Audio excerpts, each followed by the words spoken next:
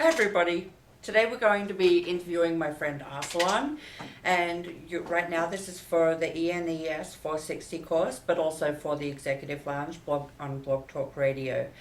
So Arsalan, could you please introduce yourself? Sure. Hi, my name is Arsalan. I'm the CEO of Red Apple Consultants, based out in Vienna, Virginia. Excellent.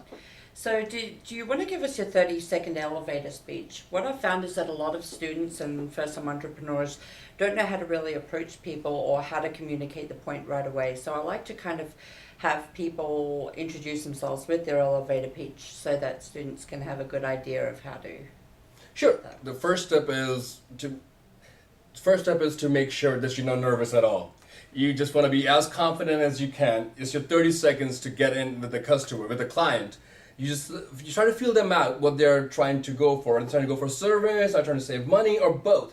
At that point, I tailor my pitch from client to client, but basically something goes along the line of, hey, Mr. Customer, I'm in the market, this is what I do, and I run a staffing agency. I work with many federal contracts, federal clients, and I've done that in the past successfully, and while doing so, I've saved them money and time. And the way I do it, because unlike my competitors, I don't have shareholders, so I'm able to give you best service on the lowest cost possible. Okay, great. You can probably move your chair for a bit because you're getting out of the screen. Okay. Okay. So when you're working with different clients and you tailor it, how do you know when you have to tailor it, and how do you determine what their needs are? Well, basically, every client is kind of different. Some people will let you know what they're looking for. Somebody will just drop it in a conversation, or somebody will just let you know. If you just have to ask them, and they will let you know. Basically, two things every client is looking for is service and low cost. Mm-hmm. That's what they're looking for. Excellent. And I believe Arsalan and I met at a networking event once, and I found one of the best ways to get in touch with people is by just being able to communicate and have a conversation, and to also gauge another person's personality. And as it happened when you and I were talking about coffee and, hit Exactly. You just have to make sure you're not talking about your service all the time. You got to build that relationship with the client first. Then it's very easy for you to talk business. If they feel that they have a relationship with you, they will be more receptive to what you have to say. Exactly. Okay, so what natural skills have you brought to your company? Basically, I brought negotiation skills, sourcing, and it's just knowing the market and being able to network, knowing what the needs are, what the demands are, and it's basically supply. Okay, and what skills have you had to build the most? Being patient. there are a lot of clients out there who will come to me.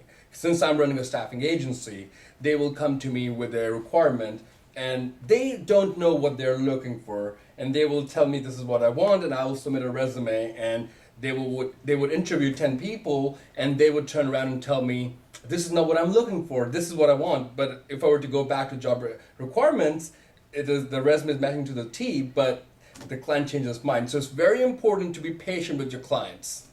It's very important. I can't emphasize enough. Yeah. And I think a lot of that comes down to having excellent communication skills. Oh, definitely. And a lot of the students who take this course are in engineering majors. Okay. And haven't so much had to focus on open communication before, because a lot of it's all technical. So I think one of the things I like to show them is that in entrepreneurship, regardless of what you do, it's important to have really excellent communication skills. Regardless, I mean, you can be in any field. You have to have excellent communication skills. You need to be able to get in front of anybody and talk. You can't be shy. Just go at it.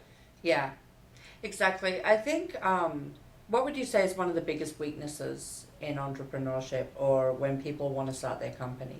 Well, basically, the biggest weakness is it's very hard to manage time. When I first started, I was doing about 20 hours a day. I'm still doing about maybe 16 hours a day, but I'm slowly finding some time, an hour or two here and there for my social life. Yeah. I mean, when you're starting your own business, I would say at least for first year or two, forget about having a social life. You can't have both. Yep, exactly. Sad but true. Yeah, It sure is. So what have you found are some different skills or strategies for reducing redundancies in business processes? Well, like so that you can have more time to yourself? Well, basically, I'm still in the learning phase. I'm trying to figure out what works for me. But basically, all I do is, once again, I'm running a staffing agency. So if I come across a candidate, which can be good for about 2 different roles that I have, well, I'm going to pitch that candidate to 2 different jobs that I have available. Whoever picks that candidate first gets the candidate. So that saves me at least half an hour from per candidate to source it. Okay, great. So what are your long-term goals with your company? Long-term goals. I want to take it nationwide and international, and I want to grow. I don't want to be another shop in the market, which people just go and are driven by numbers. Yes, money is an important part. Don't get me wrong, but at the same time, it is based on service that I want to provide. I want people when people want service, they want quality candidates. I want them to turn to me. Excellent. And so with that, scalability is going to be key. So what strategies do you have in place or plans so that you can make your business scalable? Well, basically, I have started utilizing outsourcing services. And for example, if I'm working on a requirement, and these days the way it has been, I'm working on about 6, 7 requirements at one time. I have found it more comfortable for me to work in an environment where I can outsource my requirements and yet at the same time get the job done. So that has been working for me lately. Great. So I think what it's really important too is for startups to really recognize their core lines of business and what to outsource. So you'll be outsourcing your website and your SEO, correct? And marketing. Sad but true. Sad but true. Yes. To this guy. Yeah, she was doing my website and SEO, yes. And he's also going to be our vendor of choice.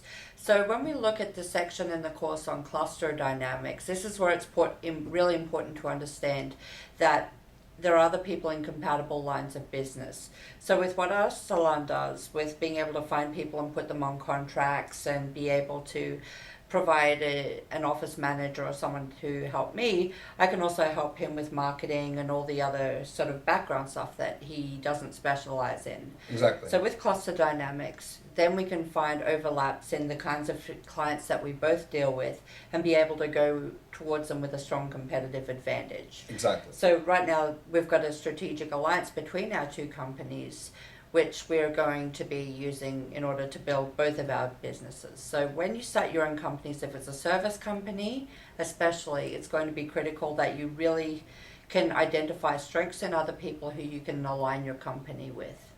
Like this guy. There you go, there you go.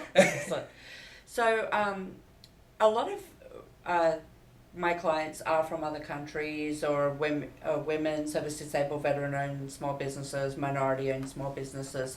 But a lot of different groups feel that they can't compete because they come from these various backgrounds. What advice do you have for young entrepreneurs, women, minorities, and maybe service-disabled veterans as far as being able to start your own companies? Sure. Like what personal advice do you have? First thing I will say, if they're thinking that it is going to be impossible or hard for them to start their business from where they come from or whatever the reason may be, get that out of your head, because that is one thing you don't need. America is land of opportunity, and all you have to do is need to know what you want to do and go after it. Registering your company as a minority-owned or 50% women-owned or however you want to set is very important to go after different grants that are available in the market. And basically, it doesn't matter who you are, where you come from, sky's the limit. Everybody has the same opportunity. Everybody has the same opportunity. Yeah. And confidence is going to be key in that, because often I've found I'm usually the one woman in a room and sometimes the youngest by 20, 30 years. And if you go in there scared, then people aren't going to, if you don't support yourself and have faith in yourself, then no one else is going to. No, I agree. It is very important to be very confident. That's what I started off my conversation with.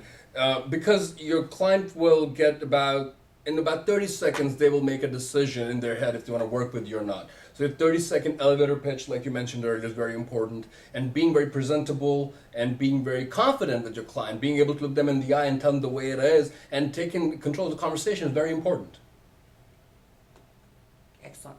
So going forward, like with starting companies, what are some of the most important things that you've learned that you could impart upon them?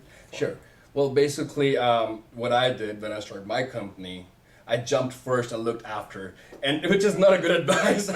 You should not do that. But sometimes you just gotta roll the dice and see how it goes. It is, but to start a company, I would say it's very important to have your 6 months capital available because you will bleed money. The money will go left and right, and you won't even know where it's going. But besides that, knowing what type of market you want to be in, who your competitors are, what can you do different? Because nobody wants to go to mom and pop shop if they have one down the road anyway. What's the point of opening a McDonald's next to another McDonald's? So you got to be different yet competitive. Exactly. I agree. Okay, so I think that's about it as far as the main things that we could discuss. Definitely. Do you have anything else you want to add for now, or? I'll say that if you believe strongly enough in yourself, go for it because your client will see it and they will do business with you. And best of luck. Yeah, and definitely strive to compete with the bigger companies because you always identify people who are bigger and better than you are and be like, I'm taking you on. Exactly. I mean, I will say this, that I will not drop any names of the company here, but when people ask me, what do you want, what do you see your company as, I do mention one of the biggest staffing agencies in the area, which you all probably know which it is. I tell them, I don't want to be that company. I want to be better than that company. So I want to be that guy going forward. Yeah, I always do that too when I see something that another company has done that's been a lot better than what I do. I'm like, you're going down. I'm taking you. And it's good though. Like, it's always better to know that there's someone better out there than you so that you can go in. Exactly. It's very important. Once again, also, it's very important to be very competitive and knowing what kind of market you want to be in and do your homework. As long as you've done your due diligence, you'll be okay. And you mitigate risk. Oh, you have to. You have to. Excellent. Okay, I think we're all good. Thanks, everyone. Thank you.